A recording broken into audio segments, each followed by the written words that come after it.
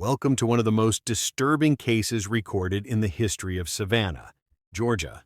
Before we begin, we invite you to leave a comment noting where you are listening from and the exact time you're hearing this narration. We are interested in understanding which places and which hours of day or night these documented accounts seem to reach. In the winter of 1852, a portrait was discovered in the attic of the Sorrel Weed House, one of Savannah's most prominent historic mansions. The painting depicted a young man, smiling faintly, dressed in formal attire, clothing that was not typical for someone of his apparent social standing. What drew the attention of the local historical society was not the quality of the artwork, which was exceptional, but a small inscription in the lower right corner of the canvas. It read, "Elijah Brown, property of the Winston estate." That single line would eventually unravel, a case the citizens of Savannah would spend more than a century trying to forget. At first glance, the portrait itself seemed unremarkable. Oil on canvas, approximately 20 by 16 inches, it showed a young black man with a carefully composed smile. His eyes, however, appeared to follow the viewer around the room, a common illusion employed by skilled portrait artists of the period.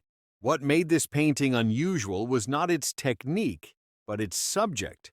Enslaved individuals were rarely depicted in formal portraiture during the antebellum era, and almost never with the dignity afforded to this figure. According to records held by the Savannah Historical Society, the painting was initially catalogued as "Portrait of an Unknown Young Man" and placed in storage, alongside dozens of other recovered artifacts from the city's pre-Civil War period. For more than 20 years, it remained there, largely ignored. That changed in 1873.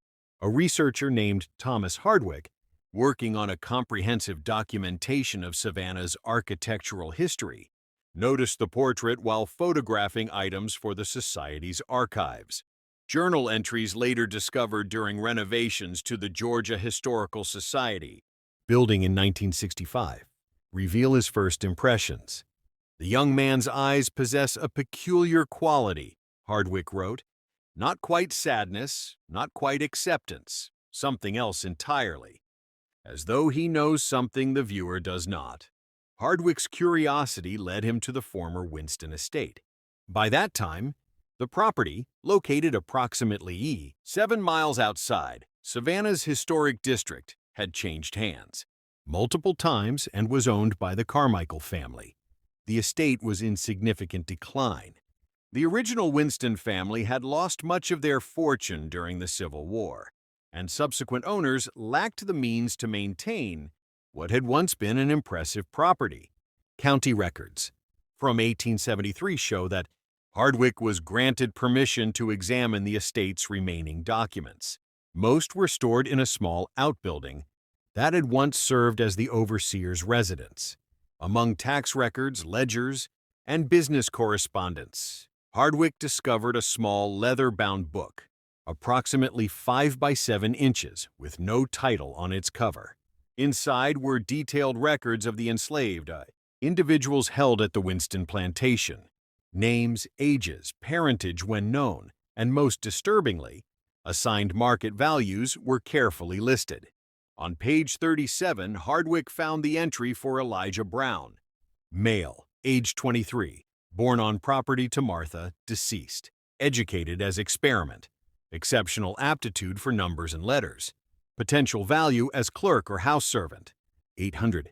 The phrase "educated as experiment" immediately caught Hardwick's attention. Such education was unusual and, in many southern states prior to the Civil War, illegal. Another entry dated October 12, 1851 read, "EB continues to surpass expectations, has begun maintaining secondary ledgers with minimal supervision, demonstrates remarkable recall of business transactions. Experiment appears successful." This was followed by a more troubling notation dated December 3rd of the same year. Concerns regarding EB's growing awareness of his circumstances began asking questions regarding his mother's fate. Winston suggests tempering education with reminders of station, Hardwick's investigation into Elijah Brown might have ended there had he not encountered an elderly woman named Sarah Jenkins during his third visit to the former Winston estate. According to Hardwick's journal, Jenkins had served as a house servant at the plantation as a young girl and remembered Elijah well. "Mr. Elijah wasn't like the others," Jenkins told him. "Master Winston had him brought into the house when he was just 7 years old. After his mama passed, said he had a look in his eyes, a kind of knowing. Taught him his letters and numbers himself, which wasn't done in those days. By the time Elijah was 15, Jenkins recalled, he was keeping all the estate's books. Winston would often display him to visitors, asking him to perform calculations more quickly than educated white men could manage with paper and pencil. He'd smile and do it," Jenkins said. "But when the visitors left, that smile would disappear." His eyes changed then. Jenkins described how Winston commissioned the portrait in early 1852, insisting Elijah practice his company smile for weeks before the painter arrived. Winston, she said, wanted to demonstrate what could be achieved through proper training. The painter came from Charleston and stayed 3 days. Elijah smiled throughout the sittings without faltering. Yet at night, Jenkins recalled hearing him whispering to himself in the small room off the kitchen where he slept, writing things she could not understand. Estate records confirmed the portrait was completed in April of 1852. Winston displayed it prominently in his study, often using it to provoke debates among visitors about the intellectual capacities of enslaved people, a controversial topic even among slave owners. What followed in the months after the portrait's completion transformed what might have remained a historical curiosity into something far more disturbing. In August of 1852, county records show that Winston reported Elijah Brown as having escaped. A notice appeared in the Savannah Republican on August 17th. Runaway, educated Negro man, answers to Elijah, age 24, can read and write with proficiency, may attempt to pass correspondence as written by a white man. $100 reward for return to Winston estate. The notice ran for 3 consecutive weeks and then disappeared. No further public records mention Elijah's escape or his capture. Hardwick might have concluded that Elijah successfully fled north had he not uncovered Winston's personal diary, stored separately from the plantation ledgers, bound in faded red leather and marked 1852-1854, the diary contained increasingly erratic entries beginning in late August, just days after the runaway notice was published. An entry dated August 20th reads, suggesting it may once have served as a secure storage area for valuables. Hardwick goes on to describe his examination of this room in careful detail. The space was empty save for a small desk positioned against one wall. The desk appeared significantly older than the other furnishings he had observed throughout the house. Upon closer inspection, Hardwick discovered that the interior of the desk's single drawer contained writing carved directly into the wood, etched with what must have been a sharp, narrow implement. The text was tiny and precise, covering nearly every available surface inside the drawer. Much of it consisted of columns of numbers resembling accounting entries, yet lacking any contextual labels to explain what was being counted or calculated. Interspersed among these figures were passages of text written in a confident, educated hand, suggesting the author was well versed in the conventions of written English.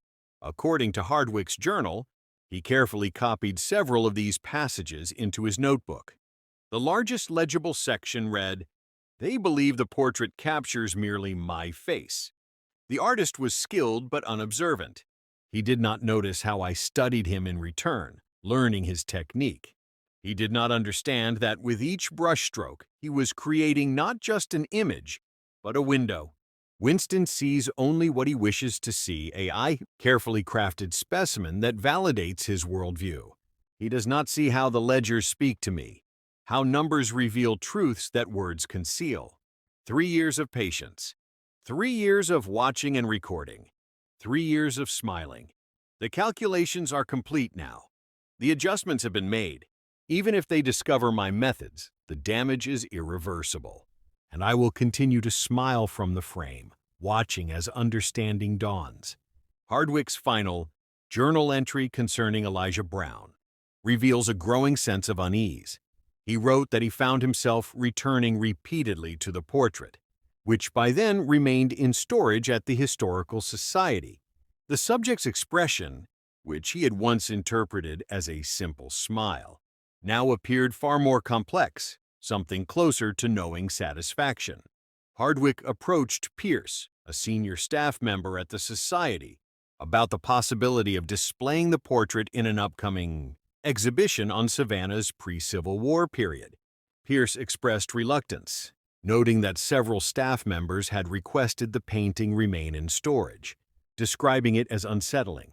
Hardwick acknowledged the possibility that suggestion and circumstance were influencing his perception, yet he admitted he could not shake the feeling that the young man in the portrait was watching, not from the past, but from a continuous present, still observing, still recording the reactions of those who looked upon his image. Hardwick's research notes and journals were archived at the Georgia Historical Society following his death in 1881. The portrait itself remained in storage until 1927, when it was briefly displayed as part of an exhibition on African American history in Georgia. Exhibition records indicate the painting was removed after only 3 days, following complaints from staff and visitors, who reported feeling watched or followed by the subject's gaze. The curator's notes record one particularly troubling incident. An elderly visitor, whose name was not documented, became visibly distressed upon viewing the portrait and reportedly stated, "That's him. That's the Winston boy, still smiling after all these years." The portrait was returned to storage, where it remained largely forgotten until 1958. In that year, Professor James Mercer of Emory University began researching cases of educated enslaved individuals in the antebellum South. Mercer's findings, published in the Journal of Southern History in 1960, referenced Elijah Brown's portrait as a striking example of how certain slaveholders, despite prevailing attitudes, recognized and cultivated intellectual ability, typically for personal advantage, rather than humanitarian concern. Mercer arranged to have the portrait photographed for his research. According to correspondence preserved by the Historical Society, the initial photographs failed to capture the subject adequately. A second attempt produced images that Mercer described as distorted, particularly around the eyes and mouth. A third attempt proved successful, and black and white reproductions of the portrait appeared in his published article, though the image quality was poor by modern standards. The most disturbing chapter in the history of Elijah Brown's portrait occurred in 1964, when the Georgia Historical Society building underwent extensive renovations. The painting, along with numerous other artifacts, was temporarily relocated to a climate-controlled storage facility in Atlanta. Transfer records indicate the portrait was packed in a custom crate and loaded onto a transport truck on March 12, 1964. However, the receiving inventory at the Atlanta facility lists the crate as arrivings, sealed and undamaged, yet empty. The notation reads, Item A347, Portrait, Oil on Canvas, circa 1852, missing, inquiry initiated. No explanation for the disappearance was ever documented. After several months, the Society filed an insurance claim for the lost artifact. The case might have ended there, consigning Elijah Brown's portrait to the long list of historical items lost to time or theft, had it not been for a curious development at the former Winston estate. In May 1965, the property was purchased by the Savannah Historical Preservation Trust, which intended to restore it as a museum, dedicated to plantation life in antebellum Georgia. During the initial assessment, workers discovered that the small basement room described in Hardwick's journal had been sealed. The doorway had been bricked over and plastered to match the surrounding walls. According to the renovation foreman, the room might never have been found had one worker, not noticed a subtle difference in sound while tapping along the basement wall. Original architectural plans confirmed the existence of a hidden space. On June 7, 1965, workers removed the brick and plaster barrier that had sealed the room for what architects estimated was approximately 100 years. The Trust's official report describes the discovery in neutral terms. Inside was a small wooden desk against the north wall, consistent with Hardwick's 1873 account. The drawer contained extensive carvings on its interior surfaces. No other furnishings were present. The south wall displayed a rectangular area of discoloration, measuring approximately 20 inches by 16 inches, suggesting that an object of similar dimensions had hung there for a long period, protecting that section from exposure. What the official report did not include, but which appears in the private Journal of Margaret Wilkins. The Trust's lead historian was the condition of the desk drawer. The carvings Hardwick had described had been significantly expanded. Where he documented calculations and several passages of text, the drawer was now completely covered with minute writing extending across the sides and bottom. Most disturbing were references to events that occurred long after the room was supposedly sealed. These included mentions of Hardwick's research, the 1927 exhibition, and Mercer's photography attempts in 1960. The final entry, carved into the bottom right corner of the drawer, was dated March 13, 1964, the day after the portrait was packed for transport to Atlanta. It read simply, "I have learned enough. It is time to leave this frame." Wilkins recorded that she shared the discovery with only 2 other trust members, fearing that public disclosure would attract unwanted attention or be dismissed as an elaborate hoax. They agreed to document the carvings thoroughly, but to exclude the anomalous material from official reports. The desk was removed and placed in secure storage at an undisclosed location, where it is reported to remain. The portrait of Elijah Brown has never been recovered. The case was officially closed in 1967, with the insurance company paying out the assessed value of the painting, $800, coincidentally the same value assigned to Elijah himself in the Winston plantation ledger more than a century earlier.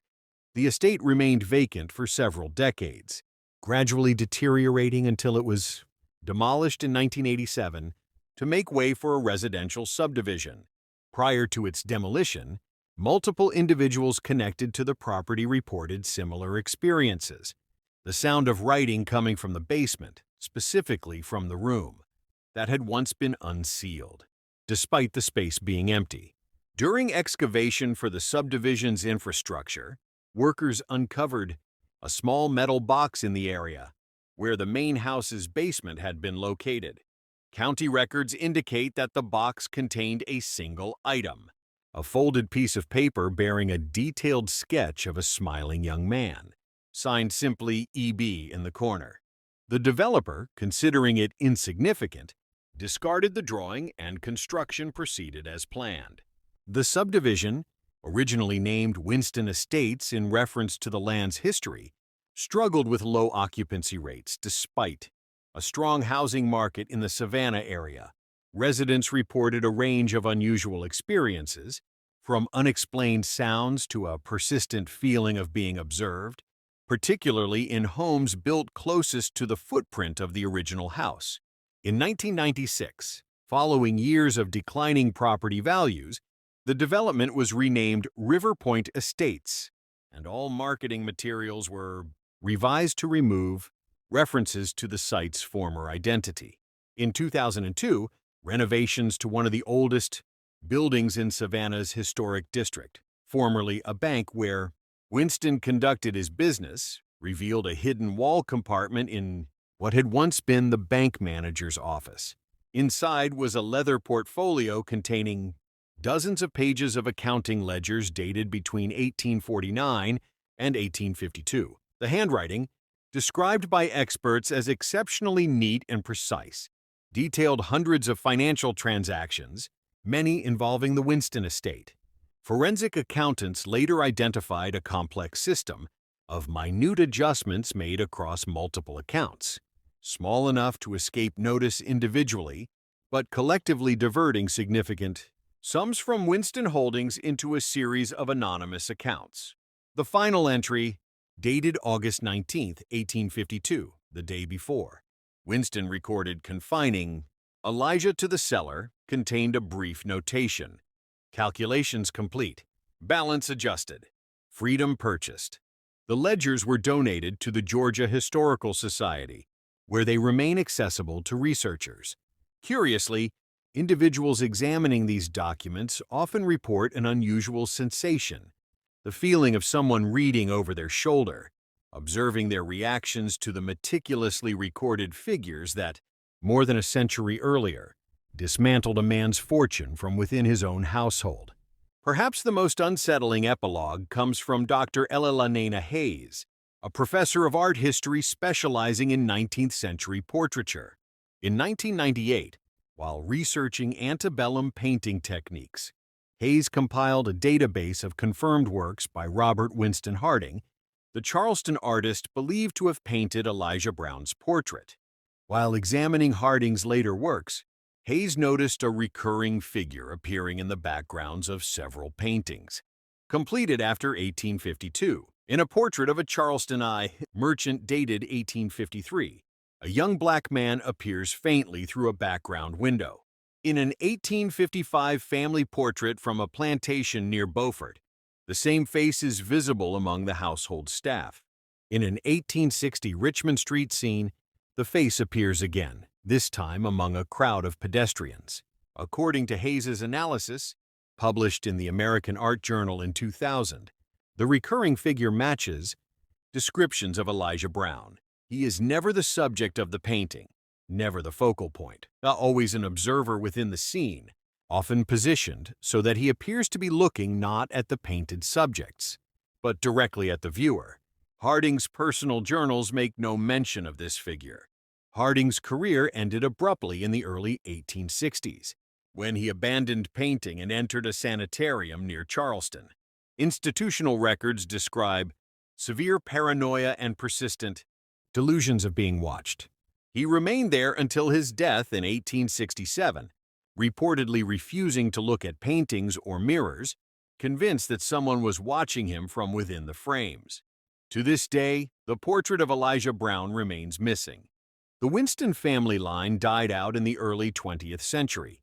The ledgers, journals, and notes documenting this case are scattered across archives and private collections, fragments of a narrative that never fully resolves into a single, coherent explanation. What remains most vivid is the description of that smile, the one Winston forced Elijah to practice for weeks before the portrait sitting. A smile that seemed to conceal something, a smile that suggested knowledge withheld. Some historians argue that Elijah Brown's story represents a rare, well-documented case of an enslaved man using the education provided by his owner to orchestrate his own liberation, a quiet victory against a brutal institution. Others point to the portrait's disappearance, the evolving carvings in the desk drawer, and the recurring figure in later paintings as evidence of something more unsettling. Perhaps most telling is this. Despite the portrait having been missing for decades, visitors to the Georgia Historical Society occasionally inquire about a painting of a smiling young man, without ever having been told of its existence. When asked how they know of it, many give the same response. I saw it watching me from a frame on the wall. Staff invariably confirm that no such portrait is displayed. The final documented mention of Elijah Brown appears in the journal of a security guard working at the Society in the late 1990s. An entry dated November 12, 1998 reads, "Saw that portrait again tonight during rounds. Not hanging, just leaning against the storage room door from the inside. Same as last week. Maintenance says there's no painting there. Tonight I stopped and looked properly." The smile looks different now, satisfied, like someone who has finished a long project. I don't think I'll be seeing it again. He was correct. No further sightings have been reported. Yet across Savannah and beyond, in museums, historic homes, and private collections, visitors still occasionally report the same sensation.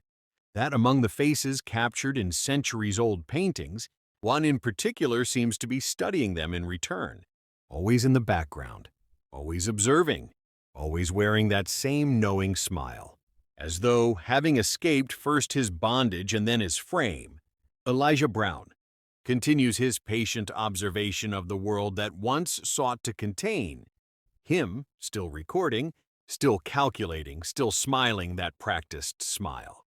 There is no record that Elijah Brown ever formally purchased his freedom, nor does any individual matching his description appear in the records of the freedmen, his savings bank as having accessed the accumulated funds identified by later researchers.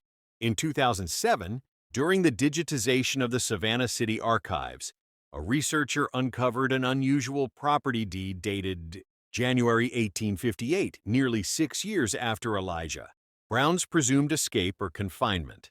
The deed documented the purchase of a small parcel of land on what was then the outskirts of Savannah by an individual identified as E. Winston, described in the document as a free man of color.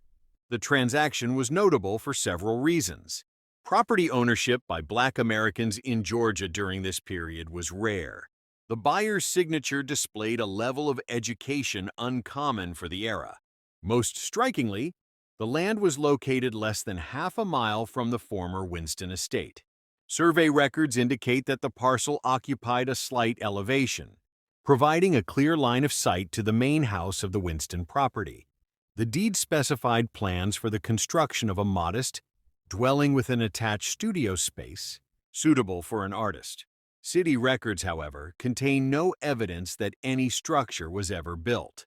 The land remained in E. Winston's possession until 1864, when ownership reverted to the city due to unpaid taxes. No further references to E. Winston appear in Savannah's archival records.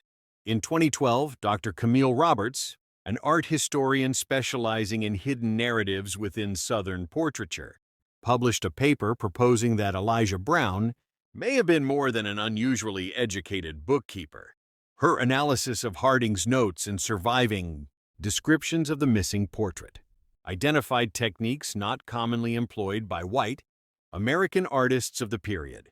The frequently reported sensation that the subject's eyes followed viewers around the room, Roberts noted, suggests the use of a specific method of rendering gaze, one well known in European artistic traditions but rarely practiced in antebellum America, with the notable exception of several Black artists who had received training abroad. The possibility that Elijah Brown may have received artistic instruction or even collaborated in the creation of his own portrait introduces a new and troubling dimension to the case. This theory gained unexpected support in 2015, when a letter dated 1850 from plantation owner Richard Hartwell to Francis Winston was discovered during the restoration of a historic Charleston residence. In the letter, Hartwell wrote, "Has your experiment with the young man's artistic education yielded the results you anticipated? Our mutual friend Harding speaks highly of his natural ability, particularly his grasp of perspective and the human form. I remain skeptical that such talents can be developed to a professional standard in one of his race, but would be most interested to view the results when next I visit Savannah." No reply from Winston has been located, and no surviving documents definitively confirm that Elijah Brown received formal artistic training. Nevertheless, the letter suggests that Winston's educational experiment may have extended beyond literacy and accounting, to include instruction in art, possibly under the guidance of Robert Winston Harding himself. The case took another turn in 2018, when the Telfair Museums in Savannah received an anonymous donation of a small, leather-bound sketchbook. The accompanying note stated only, "Found among my grandfather's effects," believed to be connected to the E.B. case. Initially catalogued as a 19th century sketchbook of unknown provenance, closer examination revealed the initials, E.B. pressed into the leather of the back cover. Inside were dozens of finely rendered pencil drawings, primarily studies of faces, captured in a range of expressions. Art conservators dated the materials to the mid-19th century. Several drawings appeared to be self-portrait, studies of a young black man with a composed, almost enigmatic smile, closely matching. Historical descriptions of Elijah Brown. More unsettling were the later pages, which contained detailed sketches of the Winston family, household servants, and visitors to the estate. The subjects were depicted in unguarded moments, sleeping, arguing, or engaged in private activities. These drawings bore the quality of surveillance. Each was annotated with dates, times, and occasional notes regarding habits or vulnerabilities.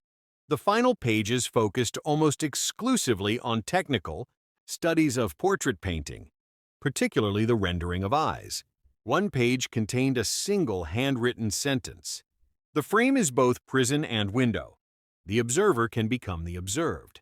The portrait can become a portal.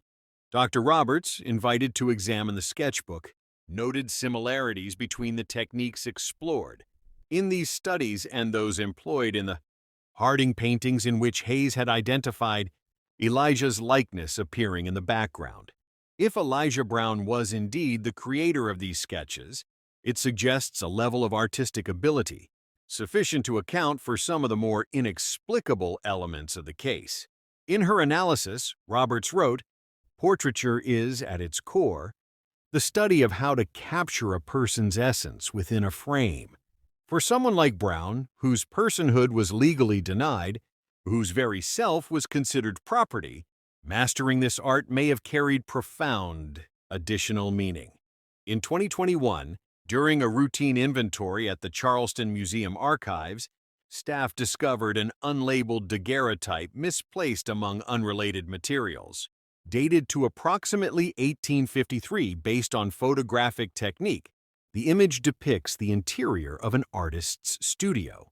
Seated at an easel with his back to the camera is a man, whose identity cannot be determined. On the easel is a plantation scene in progress.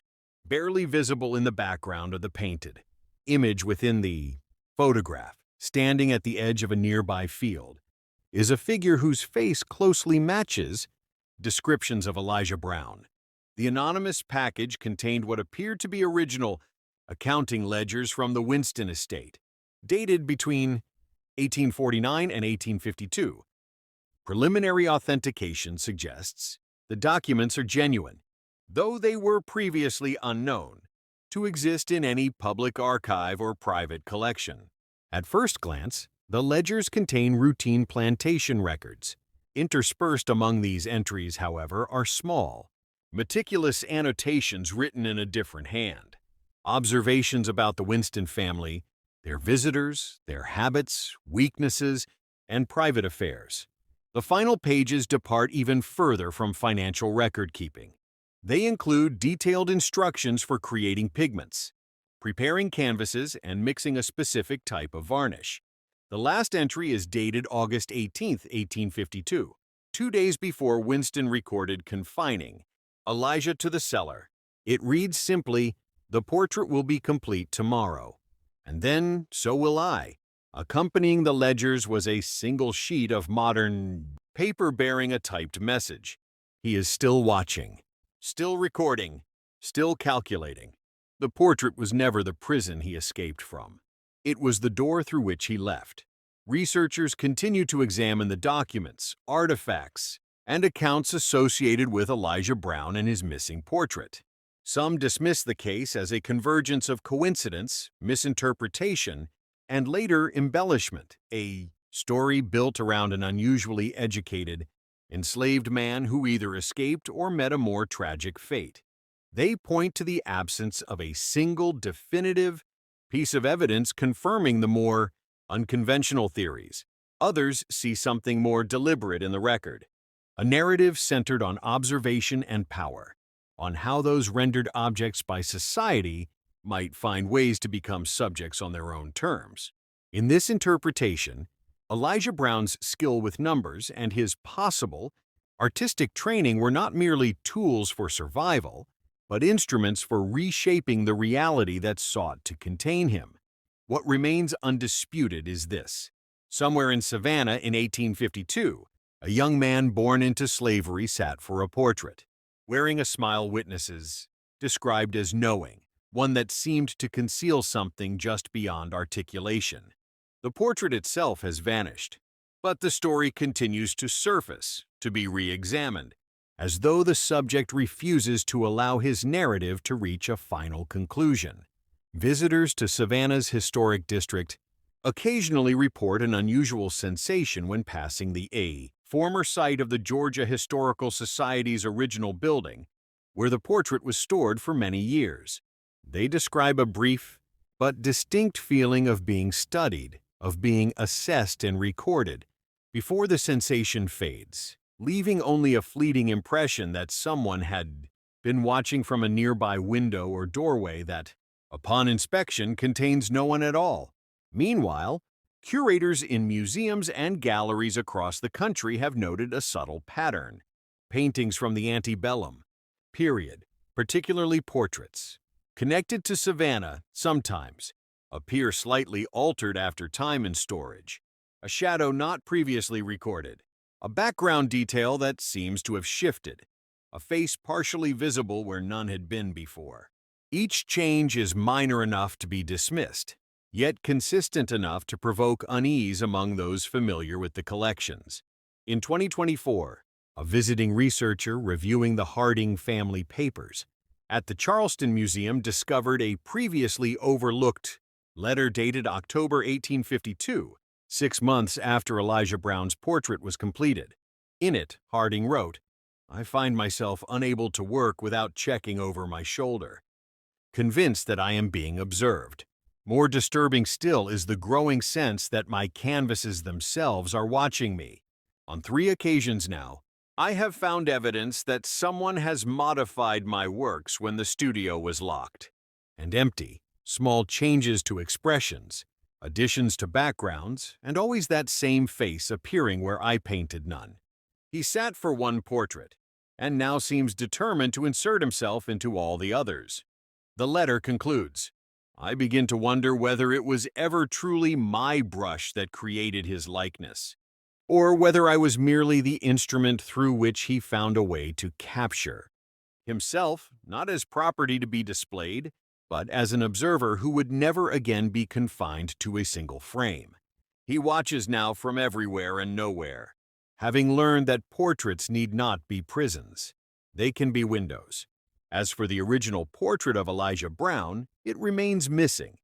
The empty crate that arrived in Atlanta in 1964 is still preserved in the Georgia Historical Society's storage facility.